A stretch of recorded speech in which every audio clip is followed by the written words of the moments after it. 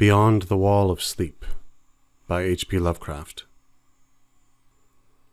I have often wondered if the majority of mankind ever pause to reflect upon the occasionally titanic significance of dreams, and of the obscure world to which they belong.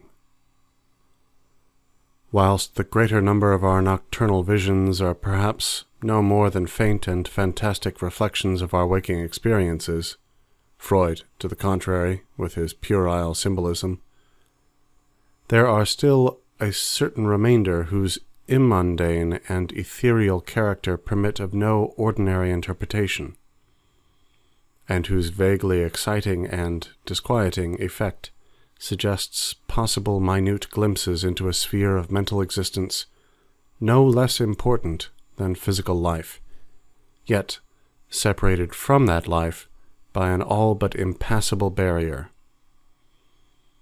From my experience, I cannot doubt but that man, when lost to terrestrial consciousness, is indeed sojourning in another and uncorporeal life, of far different nature from the life we know, and of which only the slightest and most indistinct memories linger after waking. From those blurred and fragmentary memories we may infer much, yet prove little. We may guess that in dreams, life, matter, and vitality, as the earth knows such things, are not necessarily constant, and that time and space do not exist as our waking selves comprehend them. Sometimes I believe that this less material life is our truer life, and that our vain presence on the terraqueous globe is itself the secondary or merely virtual phenomenon.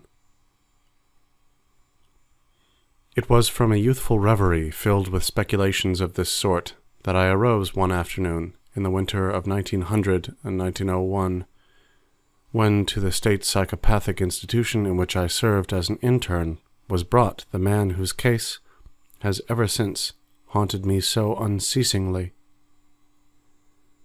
His name, as given on the records, was Joe Slater, or Slater, and his appearance was that of the typical denizen of the Catskill Mountain region, one of those strange, repellent scions of a primitive colonial peasant stock, whose isolation for nearly 3 centuries in the hilly fastnesses of a little-traveled countryside has caused them to sink to a kind of barbaric degeneracy, rather than advance with their more fortunately placed brethren of the thickly settled districts. Among these odd folk, who correspond exactly to the decadent element of white trash in the South, law and morals are non-existent, and their general mental status is probably below that of any other section of Native American people. Joe Slater, who came to the institution in the vigilant custody of 4 state policemen, and who was described as a highly dangerous character, certainly presented no evidence of his perilous disposition when I first beheld him. Though well above the middle stature, and of somewhat brawny frame, he was given an absurd appearance of harmless stupidity by the pale, sleepy blueness of his small watery eyes, the scantness of his neglected and never-shaven growth of yellow beard, and the listless drooping of his heavy nether lip. His age was unknown, since among his kind neither family records nor permanent family ties exist, but from the baldness of his head in front, and from the decayed condition of his teeth, the head surgeon wrote him down as a man of about 40. From the medical and court documents we learned all that could be gathered of his case.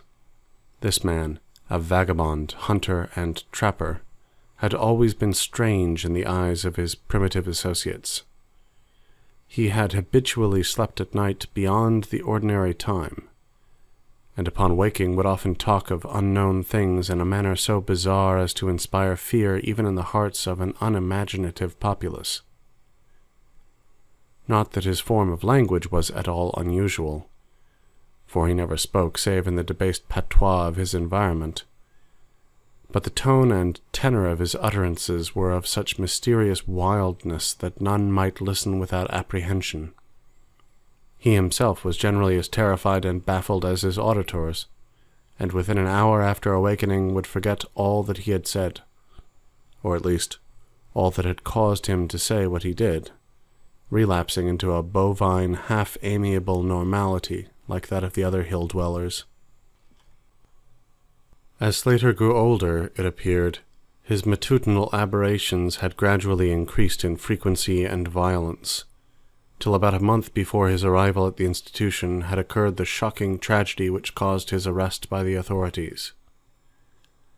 One day, near noon, after a profound sleep begun in a whiskey debauch at about 5 of the previous afternoon, the man had roused himself most suddenly, with ululations so horrible and unearthly that they brought several neighbors to his cabin, a filthy sty where he dwelt with a family as indescribable as himself.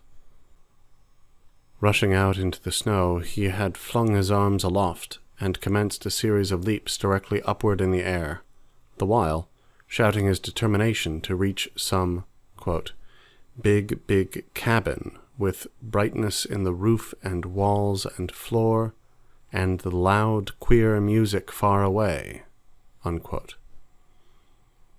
As 2 men of moderate size sought to restrain him, he had struggled with maniacal force and fury, screaming of his desire and need to find and kill a certain, quote, thing that shines and shakes and laughs, unquote. At length, after temporarily felling one of his detainers with a sudden blow, he had flung himself upon the other in a demoniac ecstasy of bloodthirstiness, shrieking fiendishly that he would, quote, jump high in the air and burn his way through anything that stopped him, unquote. Family and neighbors had now fled in a panic, and when the more courageous of them returned, Slater was gone, leaving behind an unrecognizable pulp-like thing that had been a living man but an hour before. None of the mountaineers had dared to pursue him, and it is likely that they would have welcomed his death from the cold. But when several mornings later they heard his screams from a distant ravine, they realized that he had somehow managed to survive, and that his removal in one way or another would be necessary. Then had followed an armed searching party, whose purpose, whatever it may have been originally, became that of a sheriff's posse, after one of the seldom popular state troopers had by accident observed, then questioned, and finally joined the seekers.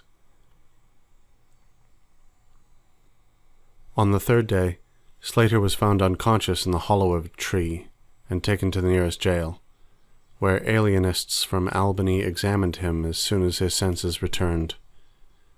To them he told a simple story. He had, he said, gone to sleep one afternoon about sundown after drinking much liquor. He had awakened to find himself standing bloody-handed in the snow before his cabin, the mangled corpse of his neighbor, Peter Slater, at his feet. Horrified, he had taken to the woods in a vague effort to escape from the scene of what must have been his crime. Beyond these things he seemed to know nothing, nor could the expert questioning of his interrogators bring out a single additional fact. That night, Slater slept quietly, and the next morning he awakened with no singular feature save a certain alteration of expression. Dr. Barnard, who had been watching the patient, thought he noticed in the pale blue eyes a certain gleam of peculiar quality, and in the flaccid lips an all but imperceptible tightening, as if of intelligent determination. But when questioned, Slater relapsed into the habitual vacancy of the mountaineer, and only reiterated what he had said on the preceding day. On the 3rd morning occurred the first of the man's mental attacks. After some show of uneasiness in sleep, he burst forth into a frenzy so powerful that the combined efforts of 4 men were needed to bind him in a straitjacket. The alienists listened with keen attention to his words, since their curiosity had been aroused to a high pitch by the suggestive, yet mostly conflicting and incoherent stories of his family and neighbors. Slater raved for upward of 15 minutes, babbling in his backwoods dialect of green edifices of light, oceans of space, strange music, and shadowy mountains and valleys. But most of all did he dwell upon some mysterious blazing entity that shook and laughed and mocked at him. This vast, vague personality seemed to have done him a terrible wrong, and to kill it in triumphant revenge was his paramount desire. In order to reach it, he said, he would soar through abysses of emptiness, burning every obstacle that stood in his way. Thus ran his discourse, until with the greatest suddenness he ceased. The fire of madness died from his eyes, and in dull wonder he looked at his questioners and asked why he was bound. Dr. Barnard unbuckled the leather harness and did not restore it till night, when he succeeded in persuading Slater to don it of his own volition, for his own good. The man had now admitted that he sometimes talked queerly, though he knew not why. Within a week, 2 more attacks appeared, but from them the doctors learned little. On the source of Slater's visions they speculated at length, for since he could neither read nor write, and had apparently never heard a legend or fairy tale, his gorgeous imagery was quite inexplicable. That it could not come from any known myth or romance was made especially clear by the fact that the unfortunate lunatic expressed himself only in his own simple manner. He raved of things he did not understand and could not interpret, things which he claimed to have experienced, but which he could not have learned through any normal or connected narration. The alienists soon agreed that abnormal dreams were the foundation of the trouble, dreams whose vividness could for a time completely dominate the waking mind of this basically inferior man. With due formality, Slater was tried for murder, acquitted on the ground of insanity, and committed to the institution wherein I held so humble a post. I have said that I am a constant speculator concerning dream life, and from this you may judge of the eagerness with which I applied myself to the study of the new patient, as soon as I had fully ascertained the facts of his case. He seemed to sense a certain friendliness in me, born no doubt of the interest I could not conceal, and the gentle manner in which I questioned him. Not that he ever recognized me during his attacks, when I hung breathlessly upon his chaotic but cosmic word pictures. But he knew me in his quiet hours, when he would sit by his barred window weaving baskets of straw and willow, and perhaps pining for the mountain freedom he could never again enjoy. His family never called to see him. Probably it had found another temporary head, after the manner of decadent mountain folk. By degrees I commenced to feel an overwhelming wonder at the mad and fantastic conceptions of Joe Slater. The man himself was pitiably inferior in mentality and language alike, but his glowing titanic visions, though described in a barbarous, disjointed jargon, were assuredly things which only a superior or even exceptional brain could conceive. How, I often asked myself, could the stolid imagination of a Catskill degenerate conjure up sights whose very possession argued a lurking spark of genius? How could any backwoods dullard have gained so much as an idea of those glittering realms of supernal radiance and space about which Slater ranted in his furious delirium? More and more I inclined to the belief that in the pitiful personality who cringed before me lay the disordered nucleus of something beyond my comprehension, something infinitely beyond the comprehension of my more experienced, but less imaginative medical and scientific colleagues. And yet, I could extract nothing definite from the man.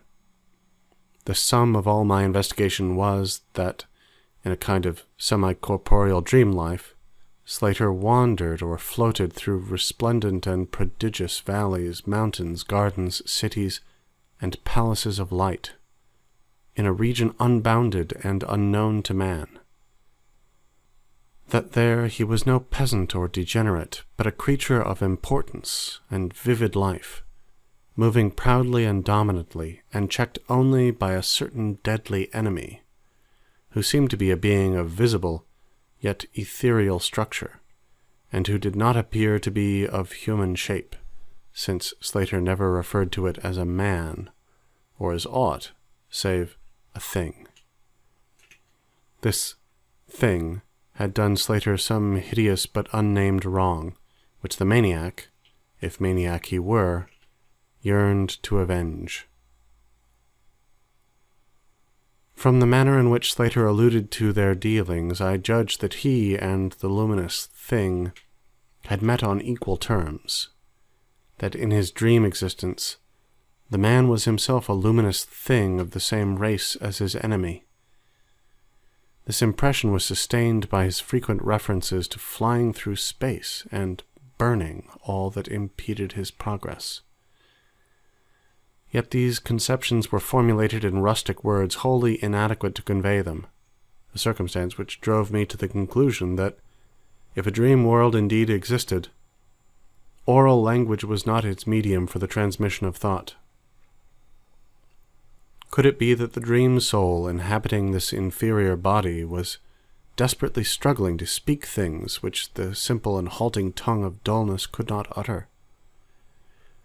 Could it be that I was face to face with intellectual emanations which would explain the mystery, if I could but learn to discover and read them? I did not tell the older physicians of these things, for middle age is skeptical, cynical, and disinclined to accept new ideas. Besides, the head of the institution had but lately warned me in his paternal way that I was overworking, that my mind needed a rest. It had long been my belief that human thought consists basically of atomic or molecular motion, convertible into ether waves or radiant energy, like heat, light, and electricity.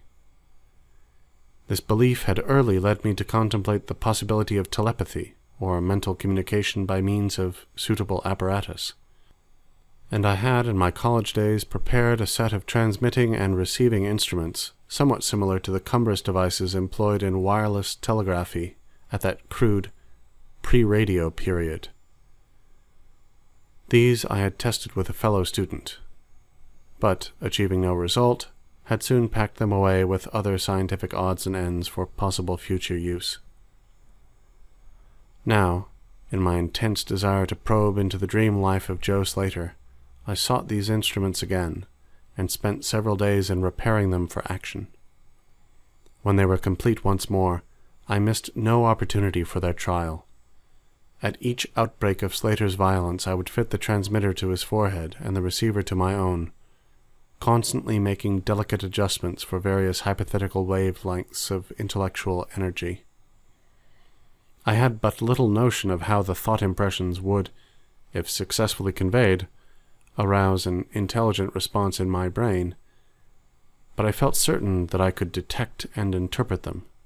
Accordingly, I continued my experiments, though informing no one of their nature. It was on the 21st of February, 1901, that the thing occurred. As I look back across the years, I realize how unreal it seems, and sometimes wonder if old Dr. Fenton was not right when he charged it all to my excited imagination.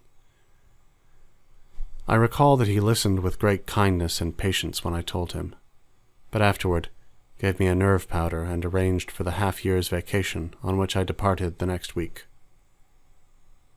That fateful night I was wildly agitated and perturbed, for despite the excellent care he had received, Joe Slater was unmistakably dying. Perhaps it was his mountain freedom that he missed, or perhaps the turmoil in his brain had grown too acute for his rather sluggish physique. But, at all events, the flame of vitality flickered low in the decadent body. He He was drowsy near the end, and as darkness fell, he dropped off into a troubled sleep. I did not strap on the straitjacket as was customary when he slept, since I saw that he was too feeble to be dangerous, even if he woke in mental disorder once more before passing away. But I did place upon his head and mine the two ends of my cosmic radio, hoping against hope for a first and last message from the dream world in the brief time remaining. In the cell with us was one nurse, a mediocre fellow who did not understand the purpose of the apparatus, or think to inquire into my course. As the hours wore on, I saw his head droop awkwardly in sleep, but I did not disturb him. I myself, lulled by the rhythmical breathing of the healthy and the dying man, must have nodded a little later.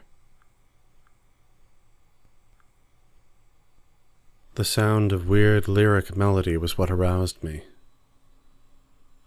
Chords, vibrations, and harmonic ecstasies echoed passionately on every hand, while on my ravished sight burst the stupendous spectacle of ultimate beauty. Walls, columns, and architraves of living fire blazed effulgently around the spot where I seemed to float in air, extending upward to an infinitely high vaulted dome of indescribable splendor. Blending with this display of palatial magnificence, or rather, supplanting it at times in kaleidoscopic rotation, were glimpses of wide plains and graceful valleys, high mountains, and inviting grottos, covered with every lovely attribute of scenery which my delighted eyes could conceive of, yet formed wholly of some glowing ethereal plastic entity, which in consistency partook as much of spirit as of matter. As I gazed, I perceived that my own brain held the key to these enchanting metamorphoses, for each vista which appeared to me was the one my changing mind most wished to behold. Amidst this Elysian realm I dwelt not as a stranger, for each sight and sound was familiar to me, just as it had been for uncounted eons of eternity before, and would be for like eternities to come. Then the resplendent aura of my brother of light drew near and held colloquy with me, soul to soul, with silent and perfect interchange of thought. The hour was one of approaching triumph, for was not my fellow being escaping at last from a degrading periodic bondage, escaping forever, and preparing to follow the accursed oppressor even unto the uttermost fields of ether, that upon it might be wrought a flaming cosmic vengeance which would shake the spheres. We floated thus for a little time, when I perceived a slight blurring and fading of the objects around us, as though some force were recalling me to earth, where I least wished to go. The form near me seemed to feel a change also, for it gradually brought its discourse toward a conclusion, and itself prepared to quit the scene, fading from my sight at a rate somewhat less rapid than that of the other objects. A few more thoughts were exchanged, and I knew that the luminous one and I were being recalled to bondage, though for my brother of light it would be the last time. The sorry planet shell being well nigh spent, in less than an hour my fellow would be free to pursue the oppressor along the Milky Way, and past the hither stars to the very confines of infinity. A well-defined shock separates my final impression of the fading scene of light from my sudden and somewhat shamefaced awakening and straightening up in my chair, as I saw the dying figure on the couch move hesitantly. Joe Slater was indeed awakening, though probably for the last time. As I looked more closely, I saw that in the sallow cheeks shone spots of color which had never before been present. The lips, too, seemed unusual, being tightly compressed, as if by the force of a stronger character than had been Slater's. The whole face finally began to grow tense, and the head turned restlessly with closed eyes. I did not rouse the sleeping nurse, but readjusted the slightly disarranged headband of my telepathic radio, intent to catch any parting message the dreamer might have to deliver. All at once, the head turned sharply in my direction, and the eyes fell open, causing me to stare in blank amazement at what I beheld. The man who had been Joe Slater, the Catskill decadent, was gazing at me with a pair of luminous, expanding eyes whose blue seemed subtly to have deepened. Neither mania nor degeneracy was visible in that gaze, and I felt beyond a doubt that I was viewing a face behind which lay an active mind of high order. At this juncture, my brain became aware of a steady external influence operating upon it. I closed my eyes to concentrate my thoughts more profoundly, and was rewarded by the positive knowledge that my long-sought mental message had come at last. Each transmitted idea formed rapidly in my mind, and though no actual language was employed, my habitual association of conception and expression was so great that I seemed to be receiving the message in ordinary English. "Joe Slater is dead," came the soul-petrifying voice of an agency from beyond the wall of sleep. My opened eyes sought the couch of pain and curious horror, but the blue eyes were still calmly gazing, and the countenance was still intelligently animated. "He is better dead, for he was unfit to bear the active intellect of cosmic entity. His gross body could not undergo the needed adjustments between ethereal life and planet life. He was too much an animal, too little a man. Yet it is through his deficiency that you have come to discover me, for the cosmic and planet souls rightly should never meet. He has been in my torment and diurnal prison for 42 of your terrestrial years. I am an entity like that which you yourself become in the freedom of dreamless sleep. I am your brother of light, and have floated with you in the effulgent valleys. It is not permitted me to tell your waking earth self of your real self, but we are all roamers of vast spaces and travelers in many ages. Next year I may be dwelling in the Egypt which you call ancient, or in the cruel empire of Tsan Shan, which is to come 3,000 years hence. You and I have drifted to the worlds that reel about the red Arcturus, and dwelt in the bodies of the insect philosophers that crawl proudly over the fourth moon of Jupiter. How little does the earth's self know life and its extent!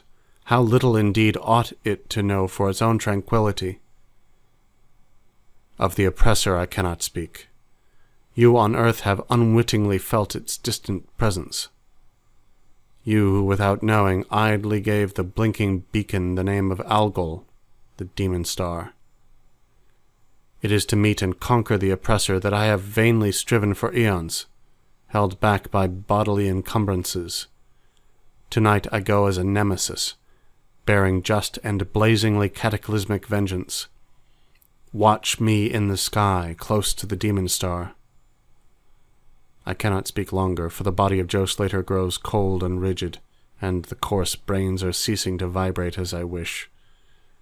You have been my only friend on this planet, the only soul to sense and seek for me within the repellent form which lies on this couch. We shall meet again, perhaps in the shining mists of Orion's sword, perhaps on a bleak plateau in prehistoric Asia, perhaps in unremembered dreams tonight, perhaps in some other form an eon hence, when the solar system shall have been swept away. At this point, the thought waves abruptly ceased. The pale eyes of the dreamer, or can I say dead man, commenced to glaze fishily. In a half-stupor, I crossed over to the couch and felt of his wrist, but found it cold, stiff, and pulseless. the sallow cheeks paled again, and the thick lips fell open, disclosing the repulsively rotten fangs of the degenerate Joe Slater. I shivered, pulled a blanket over the hideous face, and awakened the nurse. Then I left the cell, and went silently to my room. I had an instant and unaccountable craving for a sleep whose dreams I should not remember. The climax? What plain tale of science can boast of such a rhetorical effect? I have merely set down certain things appealing to me as facts, allowing you to construe them as you will. As I've already admitted, my superior, old Dr. Fenton, denies the reality of everything I have related. He vows that I was broken down with nervous strain and badly in need of a long vacation on full pay, which he so generously gave me. He assures me, on his professional honor, that Joe Slater was but a low-grade paranoiac, whose fantastic notions must have come from the crude hereditary folk tales which circulated even in the most decadent of communities. All this he tells me, yet I cannot forget what I saw in the sky on the night after Slater died. Lest you think me a biased witness, another pen must add this final testimony, which may perhaps supply the climax you expect.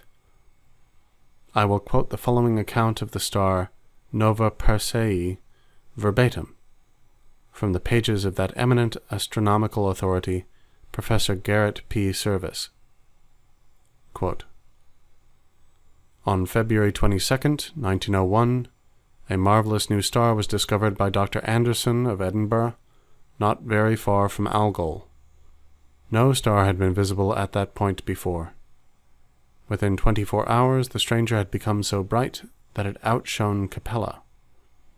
In a week or two, it had visibly faded, and in the course of a few months, it was hardly discernible with the naked eye. Unquote.